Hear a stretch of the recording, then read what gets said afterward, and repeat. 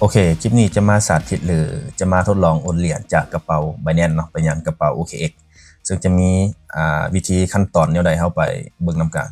แต่ก่อนที่ทุกคนจะทำการโอนเหรียญจากBinance เนาะไปหา OKX ก็ต่อเมื่อทุกคนมีบัญชี Binance และก็ OKX ที่ได้รับการยืนยันตัวตนแล้วเนาะจึงสามารถที่จะทำการโอนได้ซึ่งวิธีสมัครแอปเนาะค่อยได้เฮ็ดคลิปไว้อยู่ในช่องแล้วสามารถที่จะไปเริ่มเบิ่งได้เข้าไปเบิ่งวิธีการโอนเหรียญนำกันเนาะก่อนอื่นก็ให้ทุกคนเข้าไปในแอปของ OKX ก่อนเพื่อทำการ copy ที่อยู่กระเป๋าหลังจากที่เข้ามาในแอป OKX แล้วให้ทุกคนกดไปที่บนไอคอน Deposit เนาะถ้าเป็นภาษาไทยก็จะเขียนว่าฝากเงินประมาณนั้นทีนี้ในหน้าต่างนี้ให้ทุกคนเลือกเป็นช่องทางที่2ก็คือการฝากเงินผ่านคริปโตก็คือ Deposit Crypto กดไปบนนี้หลังจากนั้นทุกคนสามารถที่จะเลือกเอาเหรียญเนาะที่ต้องการฝากเข้าไปหาหรือว่าโอนเข้าไปหาใน OKX เนาะซึ่งมื้อนี้ค่อยจะใช้เป็นเหรียญคริปโตUSDT จากนั้นมันให้ทุกคนเลือกเอาเครือข่ายเนาะเครือข่ายที่ทุกคนต้องการที่จะทำการโอนเงินเข้ามาซึ่งเครือข่ายตัวนี้ทั้ง2ฝากต้องได้เลือกให้มันคือกันยกตัวอย่างค่อยสิเลือกเป็น Optimize เนาะเพราะว่าค่าธรรมเนียมมันค่อนข้างน้อยเนาะแล้วก็แต่ว่าอาจจะใช้เวลาในการโอนเหรียญเนาะโดนนิดนึงแต่ก็บ่เป็นหยังหลังจากนั้นในหน้านี้มันจะขึ้นเป็น QR แล้วก็ที่อยู่กระเป๋าให้ทุกคน copy เอาที่อยู่กระเป๋าตัวนี้ไปจากนั้นไปที่แอป Binance เนาะเพื่อทำการโอนเงินเข้าไปที่แอป Binance โอเคเมื่อเขาเข้ามาในแอป Binance แล้วก็ให้ทุกคนเลือกเอาเป็นเหรียญ USDT เนาะตัวนี้เลือกให้มันถูกต้องเนาะเพราะว่า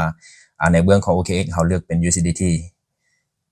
หน้าต่างนี้มันทุกคนกดไปที่บนส่งเนาะส่งจากนั้นเลือกวิธีการถอนเนาะให้เลือกเป็นตัวที่2ก็คือ withdraw asset เนาะการโอนเหรียญผ่านเครือข่ายคริปโตนั่นแหละโอเคในหน้าต่างนี้ในห้องที่1ให้ทุกคนวางที่อยู่กระเป๋าที่เขา copy มาวางที่นี้เนาะจาก OKX นั่นแหละมาวางใส่โอเคและช่องที่2ก็คือการเลือกเครือข่ายตัวนี้ทุกคนต้องได้เลือกให้มันคือกันทั้ง2เบื้องบ่ว่าจะเป็นในเบื้องของ OKX หรือว่าในเบื้องของ Binance ซึ่งในเบื้องของ OKX เขาเลือกเป็น Optimize เนาะฉะนั้นในเบื้องของ Binance เขาก็ต้องได้เลือกเป็น Optimize คือกันนะตัวนี้ทุกคนต้องได้สังเกตดีๆเนาะบ่ให้เลือกผิดเนาะเลือกให้มันถูกต้องของเขาเป็น Optimize เนาะก็จะมีค่าธรรมเนียมอยู่ประมาณ 0.04 ในเบื้องของ Binanceโอเคหลังจากที่เลือกเครือข่ายถูกต้องแล้วก็ใส่จำนวนเงินที่เราต้องการที่จะโอนไปซึ่งในคลิปนี้ก็สิโอนเป็น110เหรียญก็จะหักค่าธรรมเนียมอยู่ 0.04 ก็จะได้อยู่ประมาณ 109.96 แล้วก็ในเบื้องของ OKX มันจะหักอยู่ประมาณ 0.01 เนาะจากนั้นกดไปที่บนถอนเงินแล้วกดยืนยันการถอนเงินเนาะจากนั้นมันจะให้เอาใส่รหัสผ่านหรือว่าสแกนลายนิ้วมืออย่างต่างๆก็ทำตามที่ Binance ก็จะบอกนั่นแหละแล้วมันจะขึ้นแบบนี้นะก็คือการดำเนินการถอนเอารอท่านิดนึงแล้วก็รีเฟรชเบิ่งก็ได้แล้วมันจะขึ้นคำว่าการถอนเงินสำเร็จเนาะในเบื้องของ Binance มันจะขึ้นแบบนี้จากนั้นเฮาก็ไปเช็คยอดอยู่ในแอป OKX เนาะเข้ามาแล้วก็มันก็จะเห็นเงินเข้ามาประมาณนี้เอาต้องได้รอท่าประมาณ 4-5 นาทีนี่แหละซึ่งยอดเงินตัวนี้เฮาก็สามารถที่จะเบิ่งเป็นเงินกีบเนาะหรือว่าเงินดอลลาร์หรือว่าเงิน USDT ได้หมดสามารถเลือกเบิ่งวันนี้ได้มันจะแสดงให้เฮาก็จะประมาณนี้อันนี้ก็คือวิธีการโอนเหรียญหรือว่าถอนเหรียญจาก